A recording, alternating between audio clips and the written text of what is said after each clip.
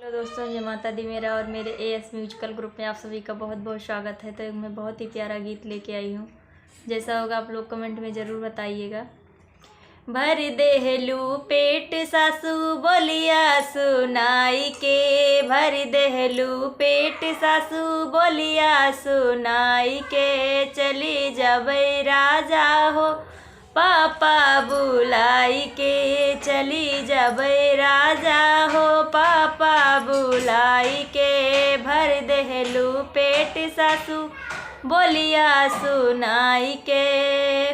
का करी है सासू जी, का करी है ससुरू, का करी है सासू जी, का करी है ससुरू, का करी है गौआ के लोग समझाई के, का करी है गौआ के लोग समझाई के, भर देहलू पेट सासू बोलिया सुनाई के, भर देहलू पेट सासू बोलिया सुनाई के, चली जबै राजा हो पापा बुलाई के, चली जबै राजा हो पापा बुलाई के।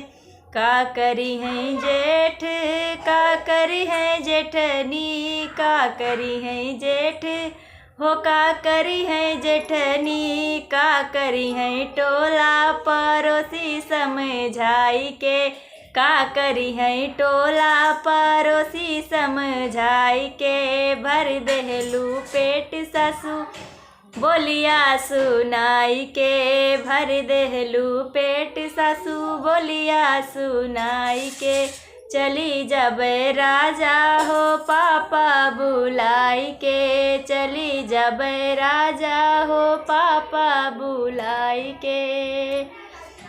का करी है ननदियो, का करी है ननदोई, का करी है ननदी, का करी है ननदोई, का करी है छोटका देवरे समझाई के, का करी है छोटका देवरे समझाई के, भर देहलू पेट सासू बोलिया सुनाई के, भर देहलू पेट सासू बोलिया सुनाई के, चली जबै राजा हो पापा बुलाई के, चली जबै राजा हो पापा बुलाई के, भर देहलू पेट सासू बोलिया सुनाई के।